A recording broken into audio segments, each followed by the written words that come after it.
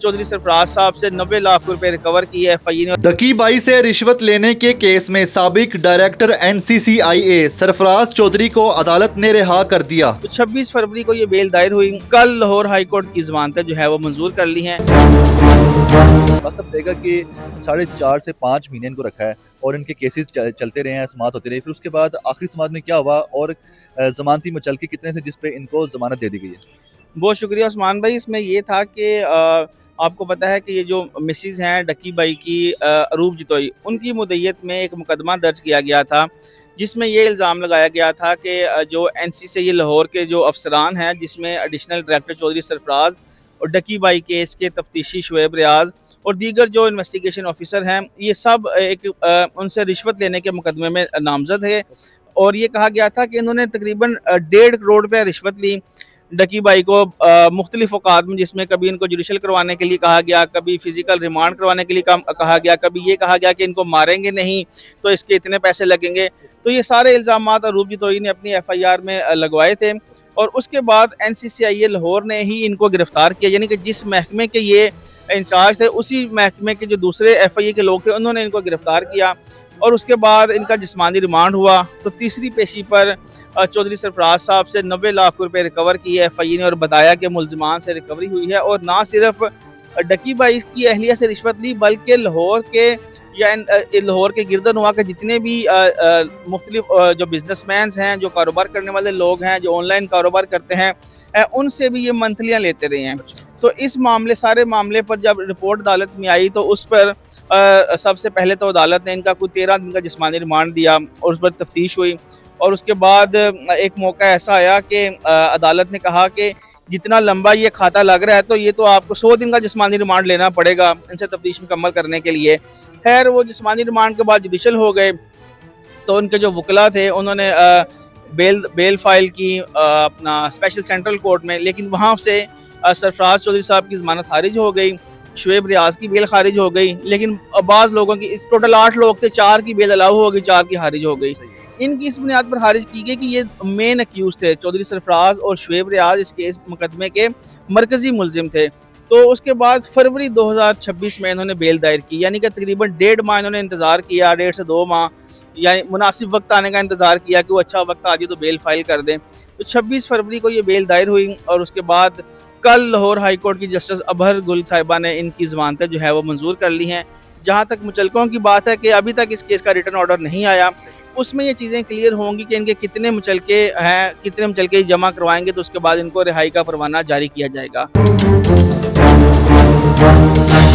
इनके वकला की बात करें तो सबसे पहले तो जब ये केस शुरू हुआ तो वहाँ पर बैरिस्टर मियां अली इशफाक इनके वकील थे। उसके बाद उनकी सोशल मीडिया पर ट्रोलिंग हुई क्योंकि मियां अली इशफाक साहब दूसरी तरफ जो यूट्यूबर्स थे उनके वकील भी थे, तो उन्होंने वो फिर इस केस से पीछे हट गए। फिर अब इस केस में ज़मानत की स्टेज पर बड़े बड़े वकला सामने आए, यानी कि नवाज शरीफ को रिप्रेजेंट करने वाले, इमरान खान को रिप्रेजेंट करने वाले, बार एसोसिएशन को रिप्रेजेंट करने वाले वकील जो थे वो चौधरी सरफराज साहब और शुएब रियाज के वकील बने। चौधरी सरफराज की बात करें तो जो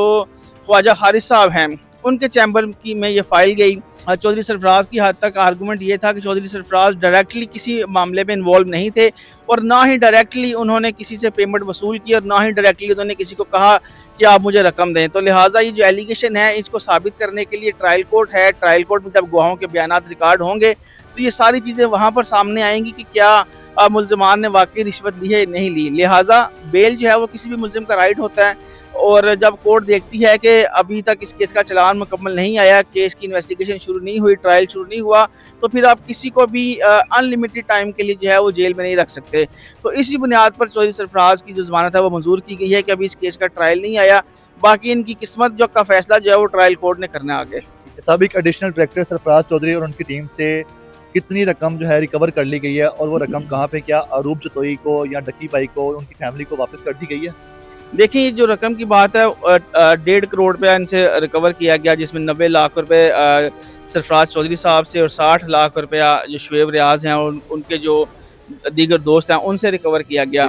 ये रकम बेसिकली माल मुकदमा है अभी, क्योंकि अब इस केस का ट्रायल चल रहा है तो ये माल मुकदमा है। जब इस केस का फैसला हो जाएगा और ये साबित हो जाएगा कि ये रकम वाकई ही डकी बाई की अहलिया ने दी है, चेक्स की सूरत में दी है, ये चेक्स साबित हो जाएंगे तो उसके बाद ये रकम उनको वापस मिलेगी। अभी फ़िलहाल ये रकम माल मुकदमा है, ना ही अभी रूप की जानिब से ये क्लेम किया गया है कि रकम उन्हें वापस की जाए, ना ही कोर्ट में कोई ऐसी एप्लीकेशन आई है। तो अभी फ़िलहाल ये माल मुकदमा है, क्योंकि अब इस केस का ट्रायल चलना है, गवाहों के बयानात रिकॉर्ड होने हैं, क्योंकि अगर आप रकम उन्हें वापस कर देंगे फिर तो आपने एलिगेशन प्रूव कर दिया। अभी तो ये एलिगेशन की हद तक है कि ये इल्ज़ाम है, ये आपने लिया, उस पर उनकी गिरफ्तारी हुई है, उस पर उनकी बेल हुई है। ठीक है, अरूप जोतोई इस केस को किस हद तक फॉलो करें, क्योंकि वो इस मुकदमे के मुद्दई भी हैं, तो उनकी तरफ से कैसा फॉलोअप लिया जा रहा है? फिर जब ये केसेस होते हैं, समाअत होती है, तो उनके वकला पेश होते हैं?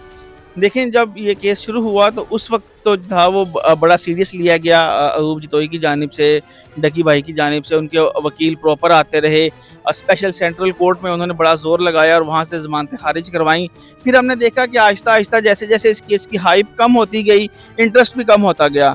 तो अब लाहौर हाई कोर्ट में हमें ऐसा कोई इंटरेस्ट नज़र नहीं आया कि वो चाहें कि इनकी ज़मानत जो है वो खारिज हो जाए। तो वैसे भी 4 से 5 माह गुजर गए तो बेल हो ही जानी थी, लेकिन ऐसा कोई इंटरेस्ट हमें लाहौर हाई कोर्ट में उनके वकला की जानिब से नज़र नहीं आया कि वो सीरियस हों इस मामले को लेकर, इस केस को लेकर। हाँ, सेशन कोर्ट में, स्पेशल सेंट्रल कोर्ट में, फिर ज़िला कचहरी में उन्होंने पूरा जोर लगाया, वहाँ पर फ़िज़िकल रिमांड भी करवाया। हालांकि फ़िज़िकल रिमांड पर मुद्दई के वकील की ज़रूरत नहीं होती, लेकिन वो वहाँ पर पेश होते रहे उस दौरान भी। और उसके बाद फिर जो स्पेशल सेंट्रल कोर्ट है वहाँ पर भी उन्होंने अच्छा खासा जोर लगा कर इनकी ज़मानतें खारिज करवाई थी, लेकिन लाहौर हाई कोर्ट में इंटरेस्ट उनका कम रहा है।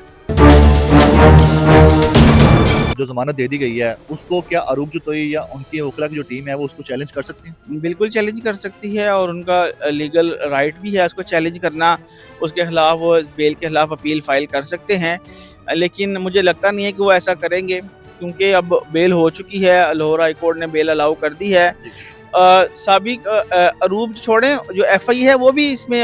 अपील फाइल कर सकता है। FIA जो डिपार्टमेंट है जिसने अरेस्ट किया वो भी अपील फाइल कर सकता है, लेकिन मेरा नहीं ख्याल वो करेंगे, क्योंकि अब इस केस का ट्रायल आगे चलना है, वो इम्पोर्टेंट है, जहां पर गवाहों के बयानात रिकॉर्ड होने हैं। और सबसे पहला जो स्टेटमेंट रिकॉर्ड होगा, जो केस का मुद्दई होता है उसका स्टेटमेंट रिकॉर्ड होगा, जो कि अरूप जोतोई हैं, वो बताएंगी अदालत में आकर के कैसे उनसे रिश्वत का तकाजा किया गया, किस किस मौके पर रिश्वत का तकाजा किया गया, कौन कौन अफराद शामिल थे और कितनी कितनी रिश्वत किस किसने डिमांड की। ये सारा बयान अरूप जोतोई जब रिकॉर्ड करवाएंगी तो फिर उस बयान पर उनका क्रॉस एग्जामिनेशन होगा, यानी कि जो सरफराज चौधरी के वकला हैं वो उनसे सवालात करेंगे, क्रॉस क्वेश्चन करेंगे। फिर जब वो जिरा करेंगे उसमें फिर अगर ये साबित हो गया कि अरूप जोतोई का बयान दुरुस्त है, तो फिर यकीनन इस केस का जो फैसला होगा वो सरफराज चौधरी एंड कंपनी के लिए अच्छा नहीं होगा। इनको 5 से 7 साल सज़ा भी हो सकती है, क्योंकि जो सेक्शंस लगाए गए हैं वो यही हैं, रिश्वत स्तानी के सेक्शन है, इख्तियारात का नाजायज़ इस्तेमाल है, क्योंकि आप एक इदारे के एडिशनल डायरेक्टर थे, आप हेड ऑफ द डिपार्टमेंट थे,